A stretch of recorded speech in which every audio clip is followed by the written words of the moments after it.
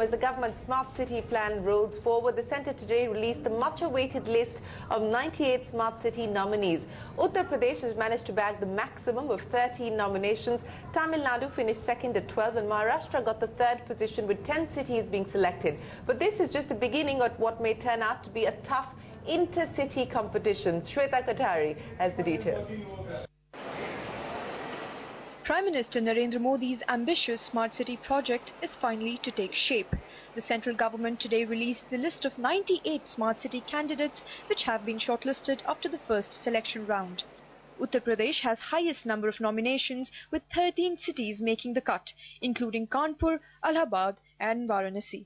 Tamil Nadu comes a close second with 12 cities which includes Chennai, Coimbatore and Madurai. Greater Mumbai, Navi Mumbai, Pune and Nagpur have made it to the list from Maharashtra, and Ahmedabad, Gandhinagar and Baroda are among the cities chosen from Gujarat.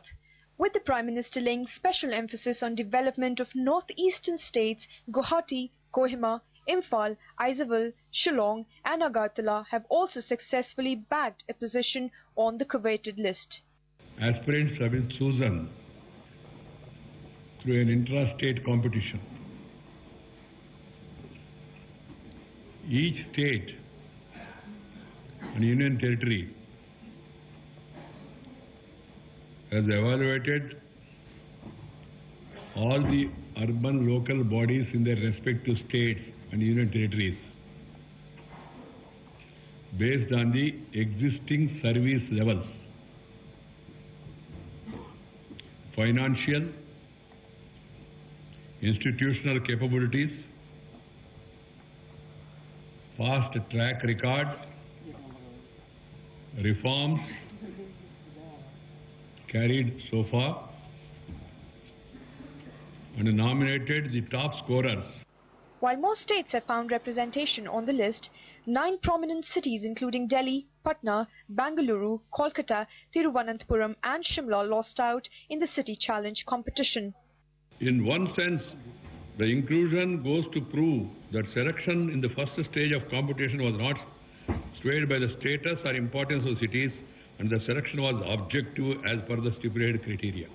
In the second stage of the Smart City competition, which kicks off now, the government will release 2 crore rupees each for 98 Smart City nominees, so they can draw up a Smart City plan.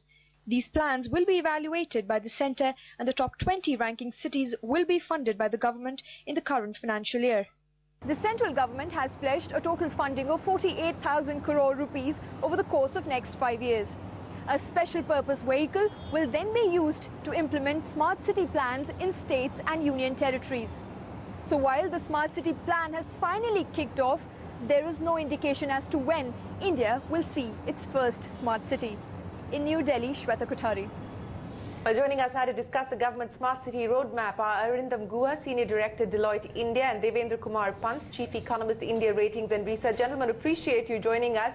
Let me start by asking you, Arindam, about what you made of the shortlist, the 98 cities that have made it to the first shortlist. The inclusions are perhaps okay, but as far as the exclusions are concerned, Bangalore doesn't make the cut, Delhi doesn't make the cut, Patna doesn't make the cut. Are you surprised by that? Well, I think the selection has been made based on criteria which were announced earlier.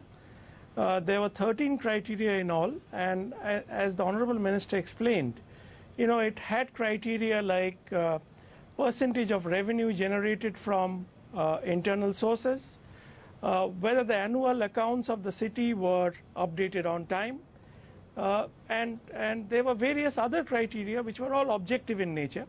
So I guess, the selection of cities, since it was based on these criteria, it was quite expected, especially all the more so because the list of recommendations came from the states themselves. Okay, so let's go to Devendra now.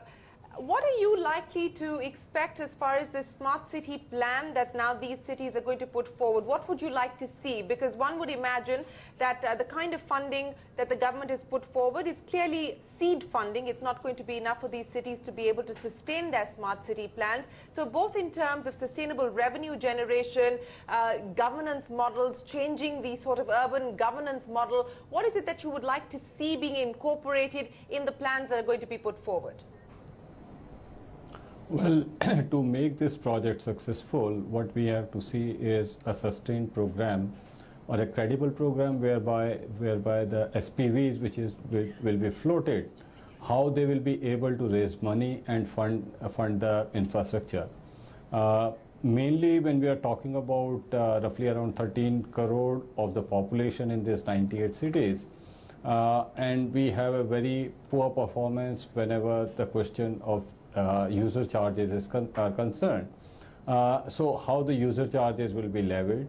So give you an example, as these cities put together will require daily requirement of something around 17,000 million liters of water. Now the piped water supply to these households and the user charges which covers the cost of provision of these services. Unless these measures are not taken, the user charges are not levied, then the quality of the urban services which will be offered are going to suffer.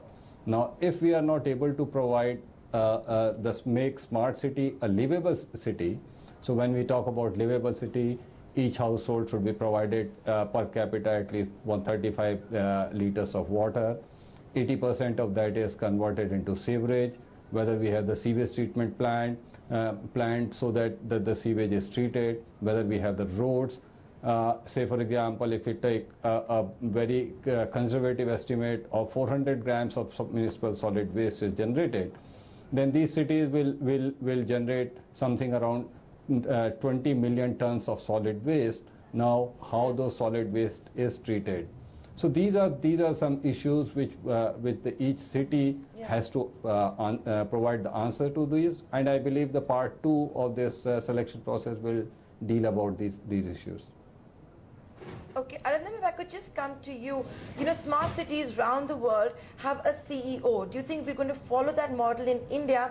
And the second part, and this is where India Ratings also comes in, SEBI has allowed municipalities to actually issue bonds which can be listed on the stock exchanges.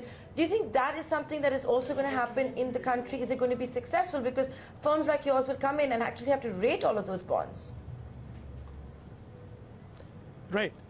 No, I think, you know, on the first issue of whether there will be a CEO, I think the smart city scheme itself says that there will be a special purpose vehicle which will, take on board all the financing available, and it will be responsible for designing and implementing the smart city projects, number one. And it will also be tasked with operating the various projects which are implemented, and even collecting revenues. Now, in terms of actual implementation on the ground, I think I see a challenge there, because in our constitutional framework, a number of functions have been by the constitution itself, they have been delegated to the lowest tier of government, which are the urban local bodies themselves. Now, when we have a separate SPV operating or delivering some of these functions, there could be conflicts which will need to be resolved through a proper governance mechanism. Now, coming to the point on rating of urban local bodies, I think various states have gone for different options. There are at least 4 or 5 states which have set up urban infrastructure development corporations, which are essentially vehicles for pooling of finances. They are supposed to collect finances or mobilize resources from various sources, and these resources can then be used across urban local bodies for financing different projects. So I guess there will be various innovative mechanisms which will be there, because as Devendra was explaining, if you look at ratings of ULB themselves, there would be a handful of urban local bodies which would really be able to muster ratings which can help them mobilize external resources. Devendra, you want to come in on that point and add to it? Yeah, see, under JNNURM, the program which ran till FY12, the 65 of the municipal corporations or the urban local bodies were rated. Few of them were got a really good credit rating. When we are saying good credit rating, they were in the AA category.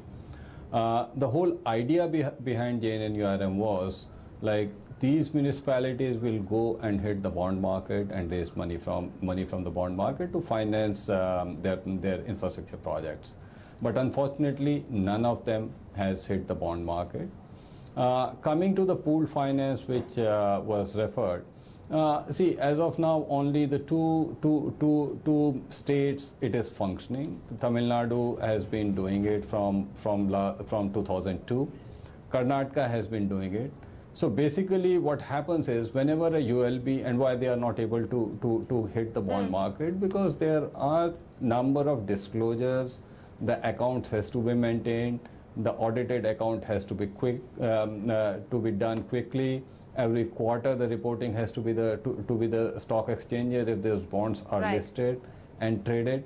Unless these issues are resolved, and in some ULBs under JNNURM, they were able to do some reforms in this direction.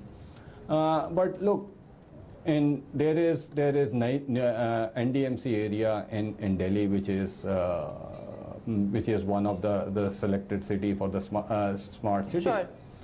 You know, I know, we know what kind of problem and issues citizen face. So selection is one thing, but really implementation is the key. How they will be able to raise finances, how they will be able to improve governance. And main issue is if they are able to raise finances, whether the charges or user charges which are levied for these services, whether they will be sufficient to pay that for debt servicing. Absolutely. If the debt servicing is not done timely, then there's the issue. Absolutely, and that is what it is going to come down to, of course, execution, as well as how do you make these cities sustainable from a revenue generation point of view. But Arindam and Devendra, Pant, we'll have to leave it there. Appreciate you joining us here on India Business Hour with your thoughts on the government's Smart City initiative. Up next.